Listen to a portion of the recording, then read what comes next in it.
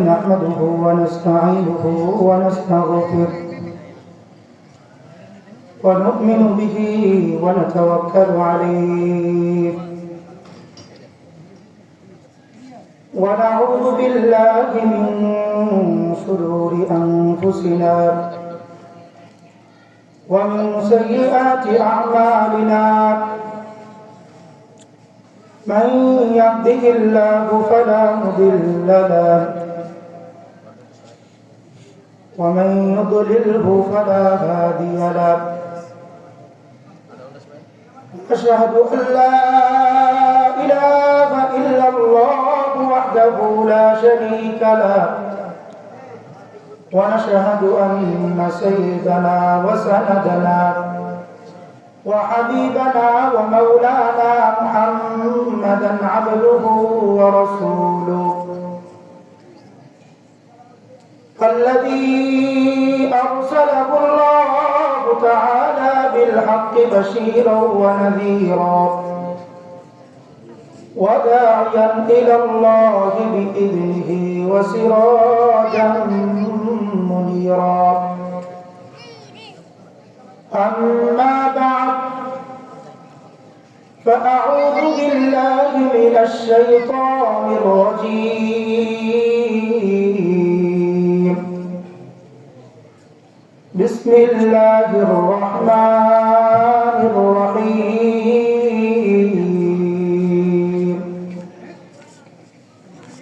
إنما المؤمنون الذين إذا ذكر الله وجلت قلوبهم وإذا تليت عليهم آياته زادتهم إيمانا وعلى ربهم يتوكلون صدق الله العظيم وصدق رسوله النبي الكريم ونحن على ذلك لمن الشاهدين والشاكرين والحمد لله رب العالمين قال رسول الله صلى الله عليه وسلم إذا مررتم برياض الجنة فارتعوا قال وما رياض الجنة قال حلق الذكر أو كما قال النبي عليه الصلاة والسلام وقال تعالى في شان حبيبه ومحبوبه إن الله وملائكته يصلون على النبي يا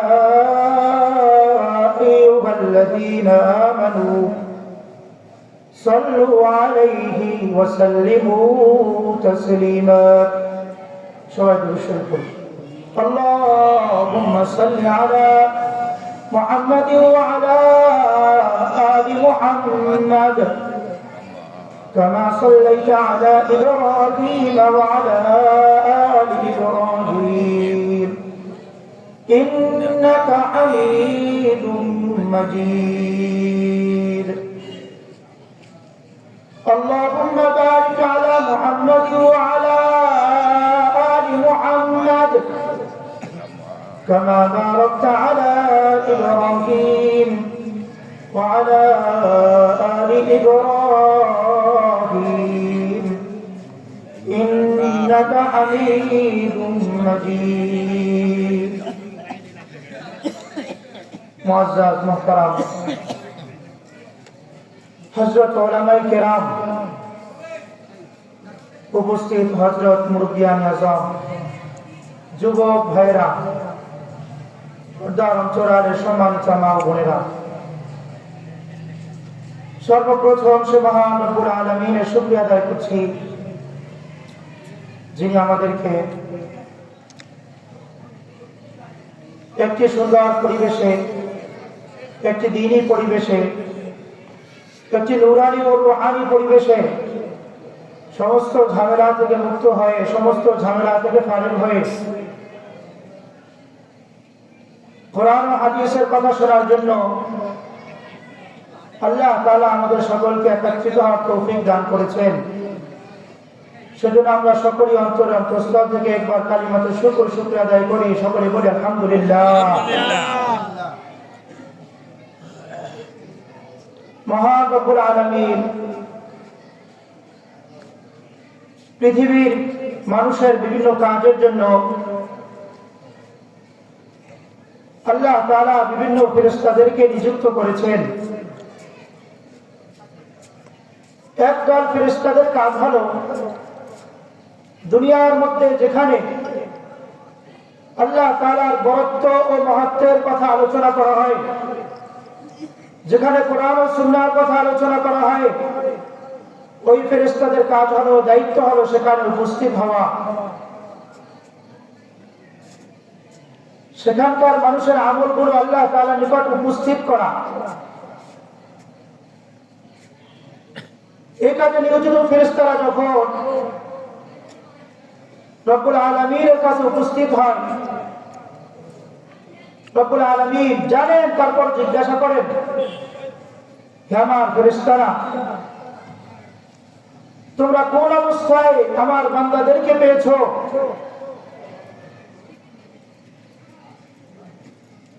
তখন ফেরেশতারা বলতে থাকে, রব্বুল আলামিন তারা আপনার মহত্বের কথা আলোচনা করেছে, আপনার বরত্বের কথা আলোচনা করেছে, তারা জান্নাতের কথা আলোচনা করেছে, জাহান্নামের কথা আলোচনা করেছে। মহান রব্বুল আলামিন জানেন, তারপর জিজ্ঞাসা করেন এর কারণ কি? এর কারণ হলো রব্বুল আলামিন যখন মানব জাতিকে সৃষ্টি করার ইচ্ছা করলেন, তখন ফেরেশতাদের সাথে মশওয়ারা করেছিলেন, আলোচনা করেছিলেন, হে আমার ফেরেশতারা, আমি এক জাতিকে পৃথিবীতে নিযুক্ত করতে চাই, যারা আমার খলিফা হবে, প্রতিনিধি হবে, তাদের চরিত্র এমন এমন হবে। তখন ফেরেশতারা বলেছিল, রব্বুল আলামিন তাদের সৃষ্টি করার প্রয়োজন নাই, তারা দুনিয়ার মধ্যে ফাসাদ সৃষ্টি করবে, রক্তপাত ঘটাবে, বিপর্যয় ঘটাবে, তাসবিহের জন্য, আপনার পবিত্রতার ঘোষণার জন্য আমরা ফেরেশতারাই যথেষ্ট। মহান রব্বুল আলামিন পবিত্র কালামুল্লাহ শরীফে এই বিষয়টা আলোচনা করেছেন এভাবে, وَإِذْ قَالَ رَبُّكَ لِلْمَلَائِكَةِ إِنِّي جَاعِلٌ فِي الْأَرْضِ خَلِيفَةً قَالُوا أَتَجْعَلُ فِيهَا مَن يُفْسِدُ فِيهَا وَيَسْفِكُ الدِّمَاءَ وَنَحْنُ نُسَبِّحُ بِحَمْدِكَ وَنُقَدِّسُ لَكَ قَالَ إِنِّي أعلم ما لا تعلمون।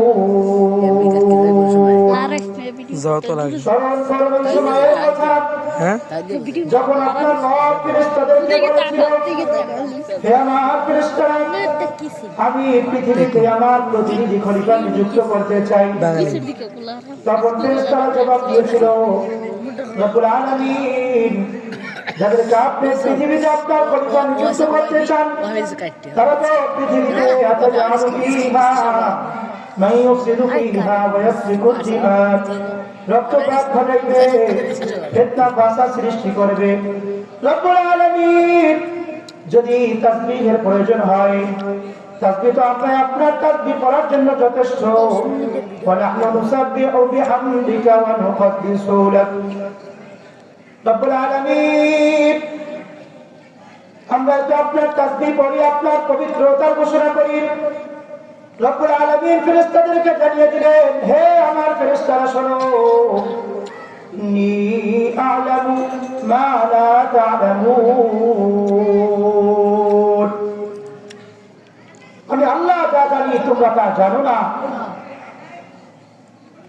রব্বুল আলামিন এদিকে ইশারা করার জন্য যে আমার ফেরেশতারা তোমরা তো বলেছিলে মানুষ পৃথিবীর মধ্যে গিয়ে ফিতনা ফাসাদ করবে, কিন্তু দেখো আমার বান্দারা সমস্ত ঝামেলা থেকে মুক্ত হয়ে, সমস্ত দুনিয়াবী কাজ থেকে ফারেক হয়ে আমি মহান রব্বুল আলামিনের কুদরতের কথা শোনার জন্য, কোরআন ও হাদিসের কথা শোনার জন্য তারা একত্রিত হয়েছে।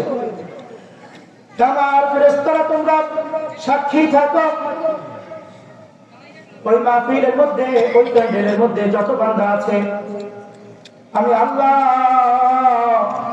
তাদের সকলকে ক্ষমা করে দিলাম।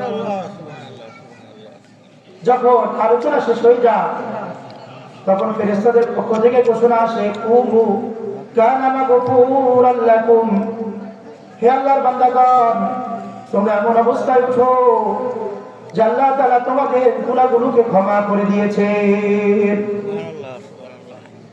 এত বড় একটি দামি মজলিস, এই মজলিস আল্লাহর নবী জনাব মুহাম্মদুর রাসূলুল্লাহ সাল্লাল্লাহু আলাইহি ওয়াসাল্লাম ঘোষণা করেন, ইদা মারাতুম বিরিয়াদিল জান্নাতি ফারতাউ, ক্বালা ওয়া মা রিয়াদুল জান্নাত, ক্বালা ইলাকুল যিকরি। হে আমার সাহাবায়ে কেরাম, যখন তোমরা জান্নাতের বাগিচার কাছ দিয়ে অতিক্রম করো তখন কিছু সময় হলেও তোমরা জান্নাতের বাগানের মধ্যে অবস্থান করিও, বিচরণ করিও। সাহাবায়ে কেরাম জিজ্ঞাসা করলেন, ইয়া রাসূলুল্লাহ, ইয়া হাবিবাল্লাহ, দুনিয়ার মধ্যে জান্নাতের বাগিচা কি, জান্নাতের বাগান কি? আমরা তো জানি জান্নাতের বাগান এটা হবে আখিরাতের ময়দানে, কিয়ামতের পরে। দুনিয়ার মধ্যে জান্নাতের বাগিচা কি, জান্নাতের বাগান কি? আল্লাহর নবী বললেন, ক্বালা ইলাকুল যিকরি, সেটা হলো জিকিরের মজলিস, যেখানে আল্লাহ তাআলার মহত্বের কথা আলোচনা করা হয়, আল্লাহ তাআলার বরকতের কথা আলোচনা করা হয়, আল্লাহ তাআলার কুদরতের কথা আলোচনা করা হয়, কোরআন ও হাদিসের কথা আলোচনা করা হয়। সেটাই হলো দুনিয়ার মধ্যে জান্নাতের বাগিচা। এই মজলিসের দাম এত কেন? এই মজলিসের দাম এই জন্য কারণ এই মজলিসের মধ্যে এমন বিষয় নিয়ে আলোচনা করা হয় যে বিষয়টি যেখানে যেখানে রয়েছে ওই বিষয় উচ্চাই দাবি হয়ে গেছে। সেটা হলো সর্বশ্রেষ্ঠ আসমানী কিতাব পবিত্র কালামুল্লাহ শরীফ, কোরআন নিয়ে এখানে আলোচনা করা হবে, হাদিস নিয়ে আলোচনা করা হবে। কোরআনুল কারীম মহান রব্বুল আলামিনের পক্ষ থেকে নাযিলকৃত কিতাব। মহান রব্বুল আলামিন যে কয়টা আসমানী কিতাব নাযিল করেছেন তার মধ্যে সর্বশ্রেষ্ঠ সর্বশেষ আসমানী কিতাব হলো পবিত্র কালামুল্লাহ শরীফ, কোরআনুল মাজিদ। দেখ মোর পকেটে আছে নাই, দেখ পবিত্র কালামুল্লাহ শরীফ সম্পর্কে বলেন, বাল হুয়া কুরআনুম মাজিদ আছে। ভিডিও করতে তাই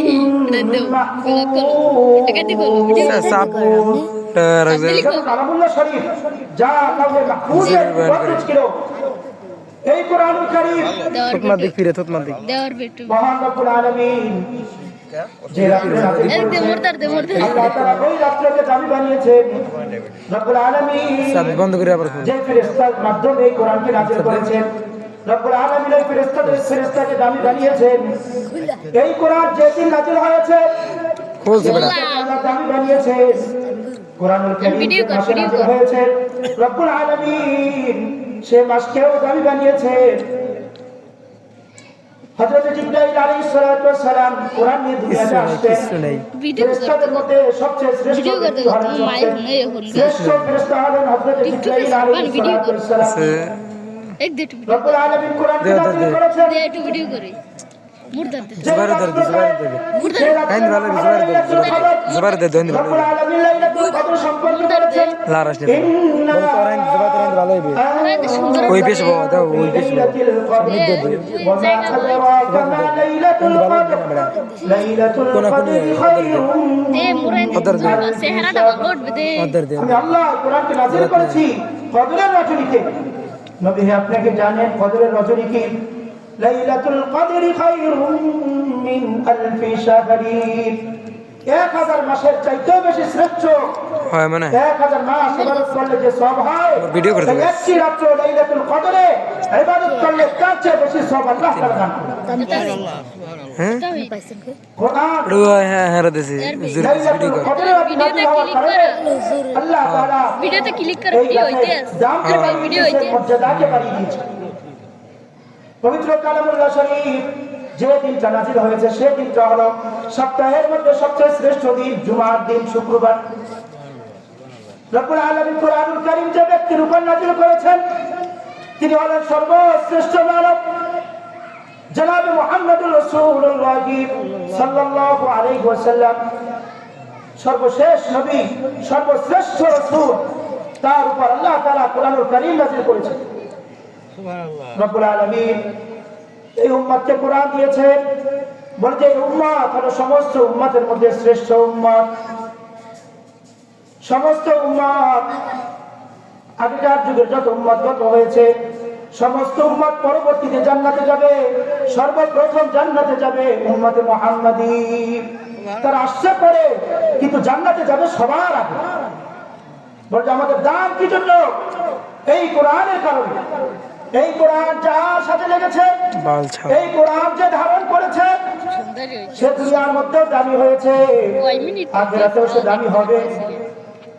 খলিফাতুল মুসলিমিন, খলিফাতুল মুমিনিন তাসিনের বলাম দিলে হযরত ওমর ফারুক রাদিয়াল্লাহু তাআলা আনহু, মোবাইল বন্ধ কর, লাগবে না তার খিলাফতের তো লাগবে না, লাগবে না একদিন বাইরে বাইরে, লাগবে না লাগবে না, করিস না একটা করলে আর করিস না। দিয়ে দেখলে আর করা লাগবে না, একটু লিস তুমি অটো দেখতে খলিফাতুল মুসলিমিন তাসিনের ডাক খলিফাতুল মুমিনিন হযরত ওমর ফারুক রাদিয়াল্লাহু তাআলা আনহু তার সঙ্গীদেরকে বললেন, একটা সময় এমন ছিল আমি ওমর মরুভূমির মধ্যে বকরি চড়াইতাম। আমার পিতা খাত্তাব আমাকে দায়িত্ব দিয়েছিল, আমার প্রতিদিন সকালবেলা বকরি নিয়ে বের হতে হয়েছে, আর বিকেল বেলা আমি বকরিগুলো নিয়ে বাড়ি ফিরেছি। কিন্তু এই কোরআনের কারণে আল্লাহ তাআলা আমার মর্যাদা এত বাড়িয়ে দিয়েছেন, এত বাড়িয়ে দিয়েছেন, এত বাড়িয়েছেন যে আমি আজকে অর্ধ দুনিয়ার খলিফা আল্লাহ তাআলা আমাকে বানিয়েছেন।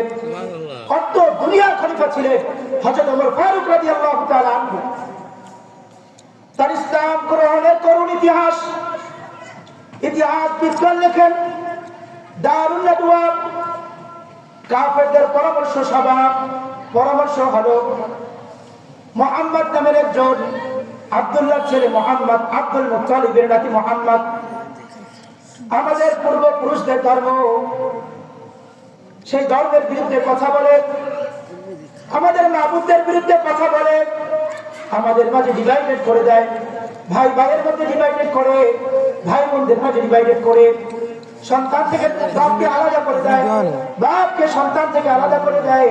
সে কাজগুলো করতেছে, আমাদের সমাজের মধ্যে বিভিন্ন ধরনের ফাসাদ সে সৃষ্টি করতেছে। তাকে কাজ থেকে দমন করা দরকার, নিবৃত করা দরকার, তার কাজ বন্ধ করা দরকার। আবু জাহেল ছিলেন তাদের নেতা, তিনি বিরাট অঙ্কের পুরস্কারের ঘোষণা করেছেন যে মুহাম্মদকে হত্যা করতে পারবে, যে আমাদের নিকট তার কল্যাণকে নিয়ে আসতে পারবে, আমরা তাকে এত বড় অঙ্কের বিরাট পুরস্কার দিব। কাফেরদের মধ্যে কেউ সাহস করেনি, অথচ তাদের মধ্যে ছিল উতবা, সাইবা, এদের মতো আরো অনেকে ছিল, কেউ সাহস করে নাই। এক যুবক দাঁড়িয়ে গেল, তার নাম হলো ওমর। যখন তিনি দাঁড়িয়েছিলেন আবু জাহেল বলল, ও যুবক, তোমার মাধ্যমে এই কাজটি করা সম্ভব।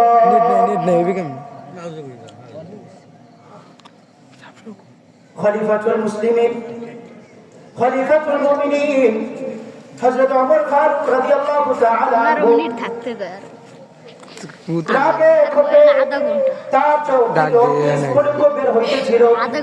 তার সামনে মুহাম্মদকে আজ হত্যা করবো, তারপর যা কিছু হবার হবে। মুহাম্মদকে হত্যা করার জন্য রওনা হলেন। পথিমধ্যে ইসের পিছনে যাবো না, চেহারা পিছনে যাবো না, বোমা করে সাহাবী জিজ্ঞাসা করলো ওমর কোথায় যাও? হযরত ওমর ফারুক রাদিয়াল্লাহু তাআলা আনহু বললেন আমার এখন তোমার সাথে কথা বলার সময় নাই, আমি মুহাম্মাদের কল্লা মাথা আনার জন্য যাচ্ছি। সাহাবী দেখলো তার সাথে যদি আমি কথা বলি, পাশে না লাগবে মুহাম্মদ সাল্লাল্লাহু আলাইহি ওয়াসাল্লামের পক্ষ হয়ে যদি কথা বলি তাহলে আমার উপর জুলুম শুরু হয়ে যাবে। সাহাবী বললেন ওমর জরুরি মুহাম্মাদের কল্লা আনার পূর্বে তুমি তোমার পরিবারের খোঁজ খবর নাও।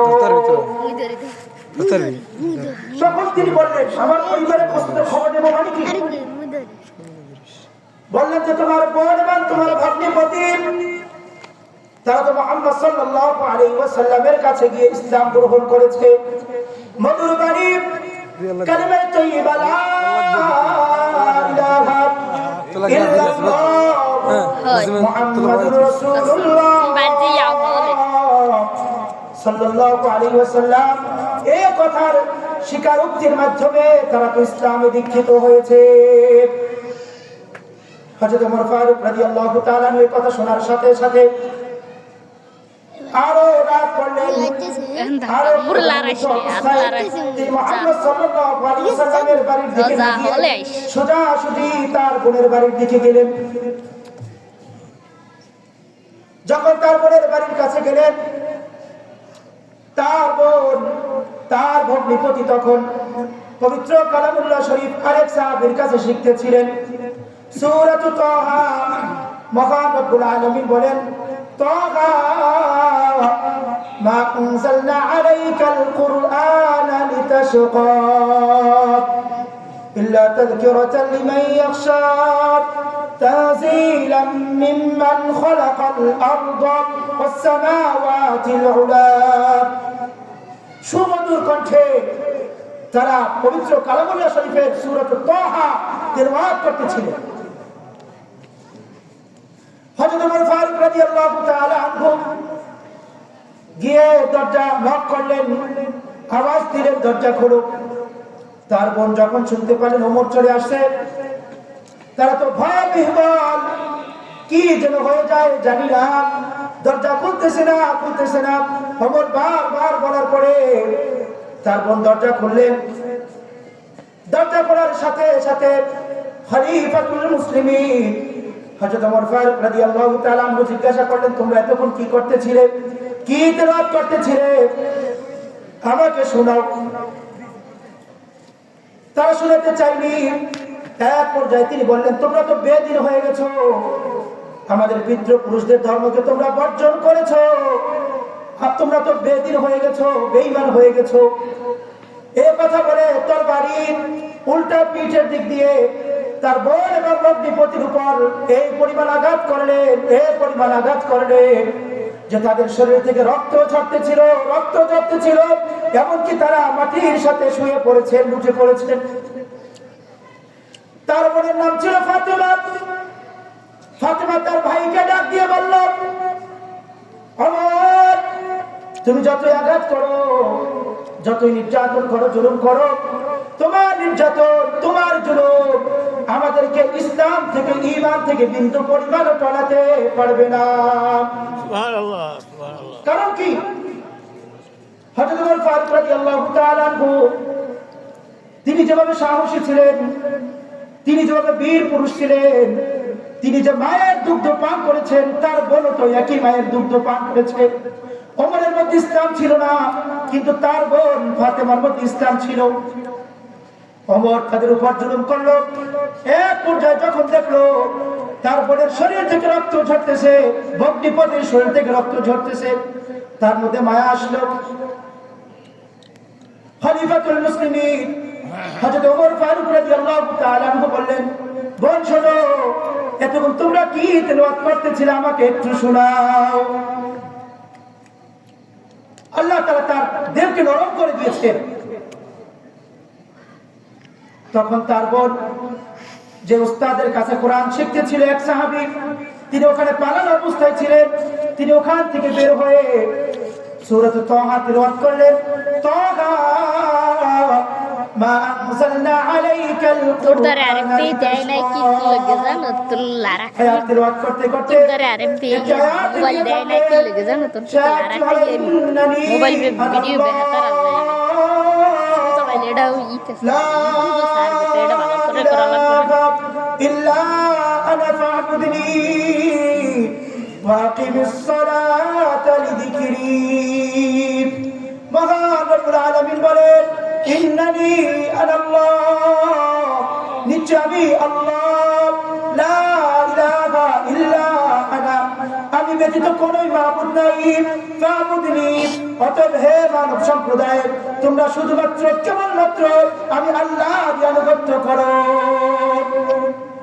ওয়াকিমিস সালাতা লিযিকরি আর আমার স্মরণে নামাজ কায়েম করো নামাজ পড়ো আয়াত যখন তেলাওয়াত করলেন হযরত ওমর ফারুক রাদিয়াল্লাহু তাআলা আনহু আয়াতের তরজমা বুঝে গেলেন আয়াতের মর্ম বুঝে গেলেন তারপরের কাছে বলল আমাকে ইসলাম আমাকে কালেমা পড়াও আমাকে মুসলমান বানিয়ে দাও তিনি কালেমা মধুর বাণী লা ইলাহা ইল্লাল্লাহু মুহাম্মাদুর রাসূলুল্লাহ এই বাক্যের স্বীকারোক্তির মাধ্যমে ইসলামে দীক্ষিত হলেন বললেন আমাকে নবীর দরবারে নিয়ে যাও হযরত ওমর ফারুক রাদিয়াল্লাহু তাআলা আনহুকে নবীর দরবারে নিয়ে যাওয়া হলো ওদিন রাতে তার ঘরের পাহারাদারির দায়িত্ব ছিল আল্লাহর নবীর আপন চাচা হযরত হামজা রাদিয়াল্লাহু তাআলা আনহু হযরত হামজা রাদিয়াল্লাহু তাআলা আনহু ওমরকে দেখে বললেন ওমর সাবধান নবীর উদ্দেশ্যে খারাপ উদ্দেশ্যে যদি নবীর বাড়ি এসে থাকো ওমর শুনে রাখো আমি হামজার দরবারে তোমার জন্য ফয়সালা করে দিবে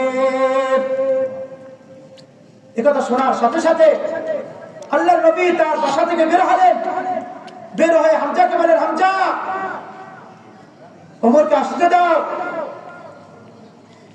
এক পর্যায়ে হযরত ওমর ফারুক রাদিয়াল্লাহু তাআলা আনহু আল্লাহর নবীর সামনে উপস্থিত হলেন আল্লাহর নবী খলিফাতুল মুসলিমিন খলিফাতুল মুমিনিন আমিরুল মুমিনিন হযরত ওমর ফারুক রাদিয়াল্লাহু তাআলা আনহুকে বললেন ওমর তুমি সুসংবাদ গ্রহণ করো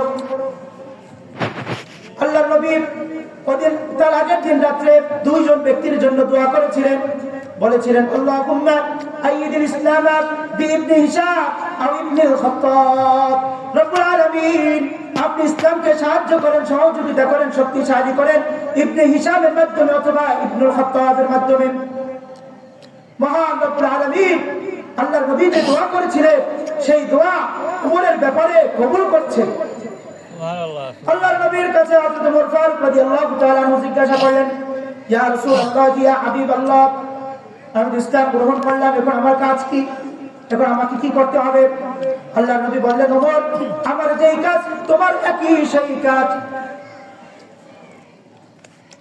নামাজের সময় হয়ে গেল আল্লাহর নবী সাল্লাল্লাহু আলাইহি ওয়াসাল্লাম নামাজে দাঁড়াইবেন হযরত ওমর ফারুক রাদিয়াল্লাহু তাআলা আনহু আল্লাহর নবীকে জিজ্ঞাসা করলেন ইয়া রাসূলুল্লাহ ইয়া হাবিবাল্লাহ আপনি নামাজ কোথায় পড়বেন আল্লাহর নবী বললেন ঘরে পড়ব হযরত ওমর ফারুক রাদিয়াল্লাহু তাআলা আনহু জিজ্ঞাসা করলেন এই নামাজটি কার বললেন যে আল্লাহ বলেন যে আল্লাহর যদি নামাজ হয়ে থাকে তাহলে কেন আপনার ঘরে পড়বেন আল্লাহর ঘর কাবা যেটা আছে সেখানে গিয়ে নামাজ পড়ব আল্লাহর নবী বললেন ওমর আমি কাবায় গিয়ে যখন নামাজ আদায় করতে যাই বেঈমানরা আমার উপর উটের যেই নারী বুড়ি আছে এগুলো আমার উপর চাপা দিয়ে রাখে আমাকে বিভিন্ন ধরনের কষ্ট দেয় বিভিন্ন ধরনের আমার উপর জুলুম করে আল্লাহর নবীর কথা শোনার সাথে সাথে হযরত ওমর ফারুক রাদিয়াল্লাহু তাআলা আনহু বলেন ইয়া রাসূলুল্লাহ ইয়া হাবিবাল্লাহ এর আগে যা গেছে গেছে আজকে থেকে আযান হবে প্রকাশ্যে নামাজ হবে প্রকাশ্যে কাবার চত্বরে নামাজ হবে সুবহানাল্লাহ একথা বলার সাথে সাথে সাহাবায়ে কিরাম স্লোগান দিলেন নারায়ে তাকবীর আল্লাহু আকবার বলে স্লোগান দেওয়া শুরু করলেন এক পর্যায়ে নামাজ শুরু হয়ে গেল যখন নামাজ শুরু হবে তার পূর্বে হযরত ওমর ফারুক রাদিয়াল্লাহু তাআলা আনহু কাফেরদের মাঝে স্পষ্ট ভাষায় ঘোষণা করেছেন তোমরা শুনে রাখো আমার ইসলাম গ্রহণ করার পূর্বে তোমরা যেভাবে ইসলামের উপর আঘাত এনেছো মুহাম্মাদের উপর আঘাত করেছো আজকে শুনে রাখো আজকে আমরা প্রকাশ্যে নামাজ আদায় করব যদি কোনো ব্যক্তি আমাদেরকে বাধা দেওয়ার জন্য আসো তাহলে আমার তরবারি তোমাদের বিরুদ্ধে ফয়সালা করবে দিকেই যাওয়া লাগবে। যদি কেউ চাও অধিকার তার সন্তান এতিম করবা, তাহলে সামনে চলে আসো। যদি কেউ চাও তার স্ত্রীকে বিধবা করবা, তাহলে সামনে চলে আসো। ওমরের তরবারি তোমাদের বিরুদ্ধে ফয়সালা করবে। খলিফাতুল মুসলিমিন, খলিফাতুল মুমিনিন হযরত ওমর ফারুক রাদিয়াল্লাহু তাআলা আনহু তার জীবনটাকে পরিবর্তন করেছেন পবিত্র কালামুল্লাহ শরীফের আয়াতের মাধ্যমে। আয়াতের মধ্যে এত তাসির ছিল, এত তাসির ছিল। খলিফাতুল মুসলিমিন আল্লাহর নবীর কল্লা আনার জন্য গেলেন, কিন্তু তিনি সেখানে গিয়ে আল্লাহর নবীর সামনে তার কল্লাকে, তার মাথাকে ঝুঁকি দিলেন। সেই কোরআন এখন আমাদের মাঝে আছে, কিয়ামত পর্যন্ত কোরআন থাকবে, বিন্দু পরিমাণও এর মধ্যে বিকৃতি কেউ করতে পারবে না। মহান রব্বুল আলামিন বলেন, ইন্না নাহনু নাযালনা যিকরা ওয়া ইন্না লাহু লাহাফিজুন। নিশ্চয় আল্লাহ কোরআন নাযিল করেছি এবং আমি আল্লাহই এই কোরআনের হেফাজত করব। সুবহানাল্লাহ, সুবহানাল্লাহ, সুবহানাল্লাহ। মহান রব্বুল আলামিন বলেন, ইন্নামাল মুমিনুনা আল্লাযীনা ইযা যুকিরাল্লাহু ওয়াজিলাত কুলুবুহুম ওয়া ইযা তুলিয়াত আলাইহিম আয়াতুহু যাদাতুহুম ঈমানান ওয়া আলা রাব্বিহিম ইয়াতাওয়াক্কালুন। নিশ্চয় মুমিনদের নিকট যখন আল্লাহ তাআলা কোরআনকে তেলাওয়াত করা হয়, তখন তাদের ঈমান বৃদ্ধি হতে থাকে, তাদের ঈমান বাড়তে থাকে। যাদাতুহুম ঈমানা, তাদের ঈমান বৃদ্ধি হতে থাকে। ওয়া আলা রাব্বিহিম ইয়াতাওয়াক্কালুন, আর তারা তাদের রবের উপর ভরসা করে। কোরআনের কথা শুনে তাদের রবের কথা তাদের স্মরণে আসে, কোরআনের কথা শুনে রব্বুল আলামিনের কুদরতের কথা স্মরণে আসে, কোরআনের কথা শুনে আখিরাতের কথা স্মরণে আসে, কোরআনের কথা শুনে কবরের কথা তাদের সামনে আসে। এইভাবে তারা আস্তে আস্তে আখিরাতের দিকে অগ্রসর হতে থাকে, সামনে অগ্রসর হতে থাকে। কিন্তু যদি কেউ এই কোরআন থেকে পিছনে থাকে, কোরআনের কথা যদি ঠিকভাবে না শুনে, মহান রব্বুল আলামিন তাদের সম্পর্কে বলেছে, আমি আল্লাহ তাদের মাধ্যমে জাহান্নামকে পরিপূর্ণ করব, ভরপুর করব। মহান রব্বুল আলামিন বলেন, ওয়ালাকাদ দারাবনা লিজাহান্নামা কাসীরাম মিনাল জিন্নি ওয়াল ইনস লাহুম কুলুবুন লা ইয়াফকাহুনা বিহা ওয়া লাহুম আ'য়ুনুন লা ইবসিরুনা বিহা ولهم آذان لا يسمعون بها أولئك كالأنعام بل هم أضل أولئك هم الغافلون। আমি আল্লাহ মানব এবং দানব জাতির মাধ্যমে জাহান্নামকে ভরপুর করব। বলে যে কোন ধরনের মানুষ এবং কোন ধরনের জিনদের মাধ্যমে আল্লাহ জাহান্নামকে ভরপুর করবেন, তাদের বৈশিষ্ট্য নিয়ে আল্লাহ আলোচনা করেছেন। বলে যে তাদের দুইটা কর্ণ ছিল, কিন্তু এই কর্ণের মাধ্যমে তারা কোরআনের কথা শুনতো না। তাদের দুইটা চক্ষু ছিল, এই চোখের মাধ্যমে তারা কোরআন দেখতো না। তাদের একটি অন্তর ছিল, এই অন্তরের মাধ্যমে কোরআন নিয়ে গবেষণা করতো না। মহান রব্বুল আলামিন বলেন, এরা তো মানুষ নয়, এরা তো মানবরূপী জানোয়ার, বরং চতুষ্পদ প্রাণীর চেয়ে নিকৃষ্ট। কারণ কি? চতুষ্পদ প্রাণী তারা তো নিজের ভালো নিজেরা বোঝে, পাগলও নিজের ভালো বোঝে, কিন্তু মানবরূপী চতুষ্পদ প্রাণীগুলো নিজের কল্যাণ, নিজের ভালো তারা নিজেরা বোঝে না। রব্বুল আলামিন বলেন, লাকাদ দারাবনা লিজাহান্নামা কাসীরাম মিনাল জিন্নি ওয়াল ইনসি। জাহান্নামকে আমি আল্লাহ ভরপুর করব, পরিপূর্ণ করব, অনেক মানব এবং অনেক দানবের মাধ্যমে, জিনদের মাধ্যমে। তাদের গুণ হলো লাহুম কুলুবুন লা ইয়াফকাহুনা বিহা, তাদের একটি অন্তর ছিল, কিন্তু অন্তরের মাধ্যমে তারা অনুধাবন করতো না, বোঝার চেষ্টা করতো না, অন্তরকে বিভিন্ন কাজে ব্যয় করতো। রব্বুল আলামিন বলেন, ওয়ালাহুম আযানুন লা ইয়াসমাউনা বিহা, তাদের দুটি কর্ণ ছিল, এই কর্ণের মাধ্যমে কোরআনের কথা শুনতো না, হাদিসের কথা শুনতো না, আল্লাহ তাআলার কুদরতের কথা শুনতো না, নবীর সিরাত নিয়ে আলোচনা তারা শুনতো না। তারা কানকে ব্যবহার করতো অন্যায় কাজে, গান বাজনা শুনতো কানের মাধ্যমে। রব্বুল আলামিন বলেন, ওয়ালাহুম আ'য়ুনুন লা ইবসিরুনা বিহা, তাদের দুটি চক্ষু ছিল, এই চোখের মাধ্যমে তারা কোরআন দেখতো না, হাদিস দেখতো না, আল্লাহর কুদরত দেখতো না। রাসূল আলাইহিস সালাতু ওয়াস সালাম বলেন, তাফাক্কারু ফি খালকিল্লাহি ওয়া লা তাফাক্কারু ফিল্লাহ। হে মানব সম্প্রদায়, হে আমার উম্মত, তোমরা আল্লাহ তাআলার মাখলুক নিয়ে গবেষণা করো, চিন্তা করো, তাহলে তোমরা রব্বে কারিমের স্রষ্টার পরিচয় পেয়ে যাবে। যদি তোমরা মাখলুক নিয়ে গবেষণা করো, তাহলে খালেকের পরিচয় পেয়ে যাবে। রব্বুল আলামিন বলেন আফালা ইয়ানজুরুনা ইলাল ইবলি কাইফা খুলিকাত ওয়া ইলাস সামাই কাইফা রুফিআত ওয়া ইলাল জিবালি কাইফা নুসিবাত ওয়া ইলাল আরদি কাইফা সুতিহাত। তারা কি উটের দিকে তাকায় না? কথা শেষ মরুভূমির মধ্যে বালুকার মধ্যে কিভাবে উট চলাচল করে, বোঝা তাদের পিঠের উপর বোঝা থাকে। উচিত ছিল উট ঘিরে যাবে, উচিত ছিল উট ঘিরে যাবে, কিন্তু আল্লাহ তাআলার কুদরত, উট খুব সুন্দরভাবে চলতে থাকে। রব্বুল আলামিন বলেন এটা তোমার কুদরত, তোমরা কি এর দিকে তাকাও না? ওয়া ইলাল জিবালি কাইফা নুসিবাত, রব্বুল আলামিন কিভাবে পাহাড়কে জমিনের মধ্যে ঘিরে দিয়েছেন, প্যারাকশন তোমরা কি তা দেখো না?